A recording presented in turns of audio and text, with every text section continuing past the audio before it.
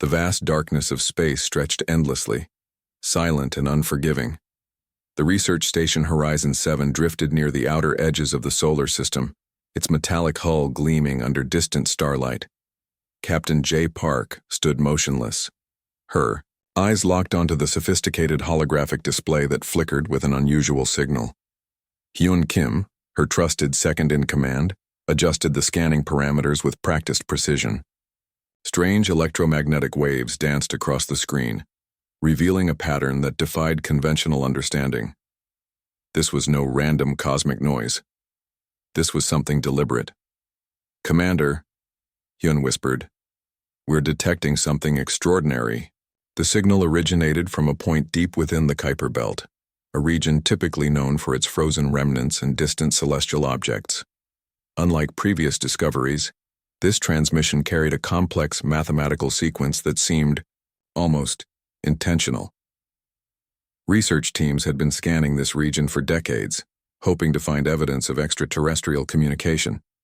Countless scientists before them had dismissed such hopes as mere fantasy, but today felt different. The signal repeated itself with a rhythmic precision that suggested intelligence. Captain Park's hands moved swiftly across the holographic interface, isolating and analyzing each component of the mysterious transmission. Her background in astrophysics and computational linguistics made her uniquely qualified to decode such enigmatic messages. "It's not random," she muttered, more to herself than to her crew. "These are structured patterns." The research station buzzed with nervous excitement. Junior technicians whispered among themselves, stealing glances at their commanding officers. Everyone understood the potential significance of what might be unfolding. Hours passed. The signal continued, unchanging yet compelling. Mathematical algorithms translated fragments of the transmission, revealing complex geometric representations and what appeared to be coordinate systems far more advanced than human navigation technologies. Hyun Kim ran multiple verification protocols, ensuring their discovery wasn't a technical glitch or some unexplained cosmic interference. Each test confirmed the same conclusion. This was a deliberate communication from something, or someone, beyond human understanding. Captain Park understood the weight of their discovery. If confirmed, this would represent humanity's first genuine contact with an extraterrestrial intelligence. Decades of scientific speculation would transform from theoretical discussions to concrete reality. The station's communication systems began receiving additional data streams. Complex mathematical equations intertwined with what seemed like spatial mapping coordinates. These weren't random signals, but a carefully constructed message, waiting to be deciphered. "We need to document everything," Park instructed her team. "Every single byte of information must be preserved and analyzed." As news spread through secure communication channels, scientific institutions worldwide prepared for potential confirmation. Government agencies monitored the developing situation, understanding that this discovery could fundamentally alter humanity's perception of its place in the universe. The signal's complexity suggested an intelligence far beyond human technological capabilities. Its mathematical precision indicated a civilization capable of transmitting information across vast cosmic distances with remarkable accuracy. Hyun Kim noticed something peculiar. Embedded within the transmission were subtle variations, almost like a linguistic fingerprint. These weren't just coordinates or mathematical sequences. They represented a form of communication, a potential language waiting to be understood. Captain Park realized they were witnessing something unprecedented. This wasn't just a signal. This was an invitation, a deliberate attempt to communicate across the immeasurable distances of space. As hours turned into days, the research team worked tirelessly. They created complex decryption algorithms, cross-referenced the transmission with existing scientific models, and gradually began understanding fragments of the mysterious message. The signal suggested the existence of a galactic network, a confederation of civilizations far more advanced than humanity's current technological understanding. Each decoded fragment revealed tantalizing glimpses of a universe more complex and interconnected than anyone had ever imagined. By the seventh day, They had translated approximately 17% of the transmission. The partial translation suggested something, both exciting and potentially alarming. Humanity was being watched, evaluated, and, most intriguingly, invited to respond. Captain J. Park understood that their next actions would determine humanity's first official interaction with an extraterrestrial intelligence. The signal from the Kuiper Belt was more than a message. It was a test, and humanity was about to be examined. The first alien ships appeared without warning, emerging from hyperspace like silent predators against the backdrop of Earth's orbital defense perimeter. Commander Seok Lee watched the tactical displays, his hands steady as the unexpected invasion began. These weren't the peaceful communicators from the initial signal. These were hunters, their massive vessel designs suggesting a civilization built on conquest and military superiority. Sleek metal structures gleamed with weapon ports, each ship capable of destroying entire human settlements with a single volley. "Incoming!" shouted Lieutenant Park, her fingers dancing across the weapon control systems. The human fleet was outnumbered. Earth's orbital defense had been designed for potential threats, but no one expected an actual full-scale invasion. The Q. Alien ships moved with calculated precision, targeting communication satellites and military installations with surgical accuracy.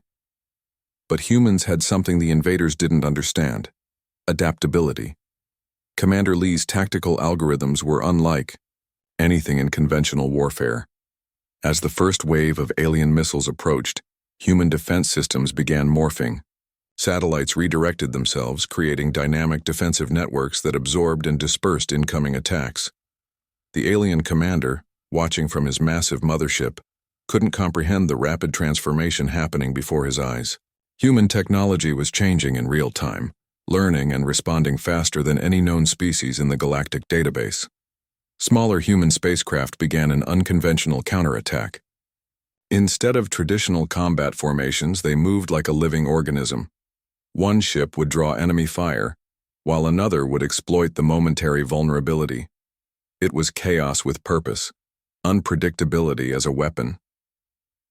Lieutenant Kim initiated an experimental protocol. Defense systems started generating holographic decoys, confusing alien targeting computers.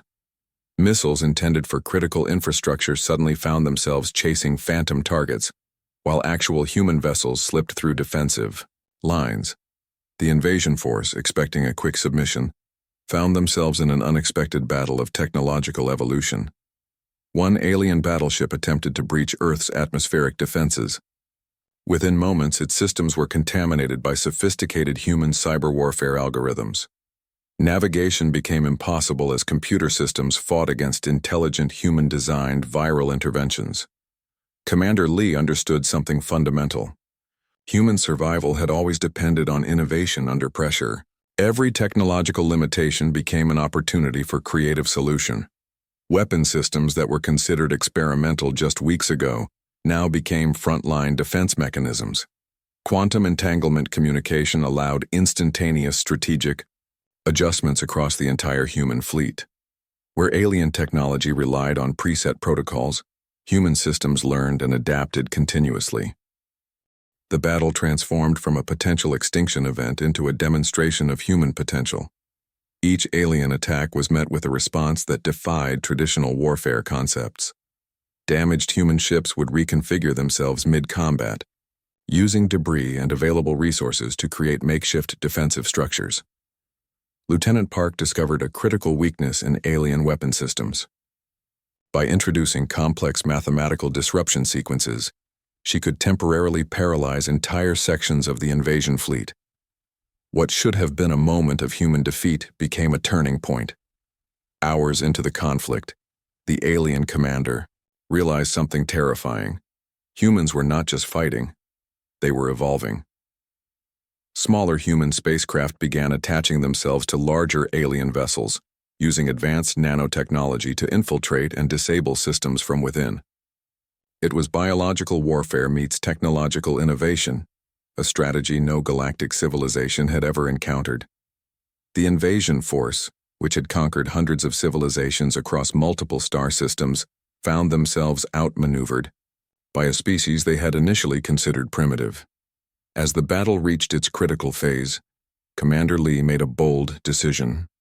Instead of pure defensive tactics, he would launch a counteroffensive that would send a clear message to the invaders. Human ships began transmitting the mathematical sequences received from the original Kuiper Belt signal, a linguistic challenge, and declaration of technological sophistication. It was a message that said, "We are not your prey. We are something entirely new." The alien fleet, facing unprecedented resistance, began a strategic withdrawal. What was meant to be a swift conquest had turned into an embarrassing retreat. When the last alien ship disappeared into hyperspace, humanity had done more than defend itself. They had announced their arrival on the galactic stage, not as victims, but as a species to be respected and feared. Commander Seok Lee allowed himself a small smile. The universe had just learned an important lesson about human potential. The Grand Chamber of the Galactic Council stretched before Representative Min Park like an arena of judgment. Massive holographic displays surrounded her, showing delegates from hundreds of advanced civilizations. Their combined history spanned millions of years, and they looked upon the human representative with a mixture of curiosity and contempt. Min Park stood alone. No diplomatic entourage, no advanced technological displays. Just a simple uniform and unwavering determination. The Council had demanded explanation. Why did humans resist the invasion? Why did they demonstrate such unpredictable technological capabilities? Why should they be considered anything more than a potential threat? Elder Crone, a crystalline being representing the oldest known galactic civilization, spoke first. His voice resonated with centuries of bureaucratic procedure. "Explain your species' recent actions. Your violent response to diplomatic intervention suggests dangerous evolutionary patterns." Min understood the subtext. This wasn't just a hearing. This was a trial where humanity's right to exist would be determined. She activated a simple holographic projection. Instead of complex weapon schematics or battle reports, she showed something unexpected. Human history. Images of scientific discoveries, artistic achievements, moments of collective human compassion flickered across the display. "We are not defined by our capacity for conflict," Min began, her voice steady. "We are defined by our potential for understanding." The council members exchanged surprised glances. No species had ever presented such a vulnerable narrative during a potential extinction hearing. The projection continued. It showed humans healing their own planet, developing sustainable technologies, creating art that transcended cultural boundaries. Each image was a testament to human complexity, not just as a species of warriors, but as creators, healers, and explorers. Elder Crone's crystalline structure shifted, indicating confusion. This wasn't the presentation of a species seeking military legitimacy. This was a profound demonstration of collective intelligence. Min explained how humans had transformed their most significant challenges into opportunities for growth. Climate change became a catalyst for technological innovation. Economic disparities triggered social restructuring. Technological limitations became pathways for creative solutions. "We are not perfect," she stated clearly. "But we are persistent. We learn. We adapt." The council's younger members began showing interest. Some leaned forward, their complex sensory organs detecting something unique in her presentation. A representative from the methane-based Vox civilization interrupted. "Your species destroyed an entire invasion fleet. How can we trust such technological aggression?" Min's response was unexpected.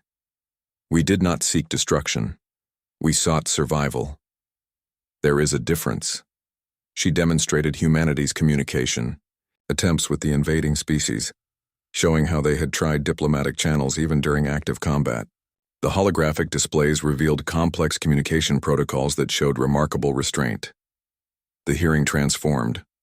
What began as a potential condemnation became an exploration of human potential. Elder Crone's final question carried genuine curiosity. "What motivates your species? What drives such remarkable adaptability?" Min smiled. "Hope, curiosity, the belief that tomorrow can be better than today. The chamber fell silent. Such a simple statement carried profound philosophical implications that challenged millennia of galactic diplomatic understanding. When the hearing concluded, something extraordinary had happened. The Galactic Council hadn't just evaluated humanity. They had been introduced to a species that didn't fit any existing categorization. Humanity wasn't just another civilization. They were something entirely new. As Min Park left the chamber, she knew the real challenge was just beginning. Humanity would need to prove itself not through military might, but through its capacity for growth, understanding, and collective progress. The universe was watching, and humanity was ready to show what it could become. Dr. Yoon Choi's laboratory hummed with an energy that felt almost alive. Scattered across white metallic surfaces were components that looked like they belonged to something between science and magic. Holographic displays flickered with complex mathematical equations that seemed to dance and reshape themselves continuously. "We're not just building an engine," Yoon muttered to himself. "We're rewriting the fundamental rules of space travel." The quantum entanglement drive prototype represented years of sleepless nights, countless failed experiments, and an unwavering human determination to push beyond known technological boundaries. Where other species saw limitations, humans saw challenges waiting to be solved. 3 junior researchers worked alongside Yoon, each representing a different technological discipline. Their diversity was their strength: mechanical engineers, quantum physicists, and computational experts working as a single unified team. The current prototype looked nothing like traditional spacecraft engines. Its design resembled an intricate crystal structure with multiple interconnected quantum nodes. Each node could potentially manipulate space-time itself, transforming travel from a matter of distance to a matter of mathematical calculation. Initial tests had been promising. Small mechanical probes sent through the experimental drive had disappeared and reappeared at coordinates that defied traditional understanding of physics. The distances traveled suggested something revolutionary: instantaneous transportation across vast cosmic regions. Alien scientific observers who had been granted limited access watched with a mixture of fascination and growing concern. Humanity was developing technologies that challenged everything they understood about interstellar travel. "The quantum resonance is stable," reported Kim Seo, the youngest researcher. Her fingers moved rapidly across holographic control interfaces. "Quantum entanglement remains consistent at 99.7% synchronization." Yoon knew what this meant. They were close to something extraordinary. The drive's fundamental principle was simple yet groundbreaking. By creating a quantum network that could simultaneously exist in multiple spatial dimensions, the engine could potentially fold space itself. Distance became irrelevant. Limitations became opportunities. Alien technological experts had spent millennia developing faster-than-light travel technologies that required massive energy expenditures. Humans were creating a system where energy consumption became almost negligible. During the next test, something unexpected happened. The experimental probe not only transported itself across impossible distances, but also began collecting data about regions of space previously considered unobservable. It was as if the drive itself was learning, adapting, expanding human understanding with each millisecond of operation. "We're not just creating a transportation technology," Yoon explained to his team. "We're developing a living, adaptive exploration system." The implications were staggering. Traditional spaceship designs would become obsolete. Exploration would transform from a matter of technological challenge to a matter of computational imagination. Alien scientific delegations requested detailed reports, but the human team understood something fundamental. True innovation couldn't be simply explained. It had to be experienced. When the first full-scale prototype was prepared, the entire research facility held its collective breath. This wasn't just a technological test. This was humanity's declaration to the universe about its potential. The quantum entanglement drive hummed to life. Holographic displays showed complex mathematical sequences that seemed to breathe with an organic rhythm. For a moment, nothing happened. Then everything changed. The drive created a spatial bubble that seemed to compress and expand simultaneously. Traditional understanding of physics bent and reshaped itself. What should have been impossible became not just possible, but elegantly simple. Dr. Yoon Choi smiled. Humanity had just taken another step into a larger universe. The quantum drive represented more than a technological breakthrough. It was a statement about human potential, a clear message that limitations were merely temporary challenges waiting to be overcome. In that moment, the universe itself seemed to pause and acknowledge something remarkable. A young species was about to change everything. The quantum disruptor approached silently, consuming entire star systems like a cosmic predator. Civilizations older than human history trembled as entire planetary networks collapsed within moments. This was an extinction-level threat that no single species could combat. Captain J. Park stood on the bridge of the Unity, humanity's most advanced spacecraft. Her hands moved across holographic interfaces with a calm that surprised even her most experienced crew members. Around her, representatives from multiple alien civilizations watched with a mixture of hope and desperation. "We have one chance," she announced. The quantum disruptor wasn't just a weapon. It was a systematic destroyer of fundamental molecular structures. Entire civilizations had already fallen. Trillions of lives existed on the edge of complete annihilation. Humans had been studying the threat for weeks. While other species panicked, the human team developed something unprecedented, an adaptive defensive strategy that could potentially counteract the disruptor's fundamental mechanism.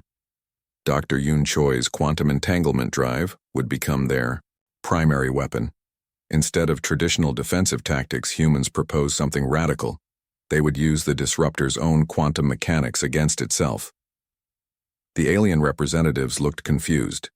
How could a young species propose to stop a threat that had destroyed civilizations thousands of years older? "We're not just going to defend," Captain Park explained. "We're going to reconfigure the entire quantum mathematical structure." The plan was elegant in its simplicity. By creating a quantum network that could simultaneously exist in multiple dimensional states, they could potentially neutralize the disruptor's destructive frequencies. Alien technology had always approached problems linearly. Humans approached them like a living, adaptive system. Each potential failure became a new pathway for solution. The Unity moved into position. Quantum nodes activated, creating a complex mathematical shield that seemed to breathe and reshape itself continuously. Traditional defensive systems would have collapsed instantly. This was something entirely different. When the quantum disruptor approached, something extraordinary happened.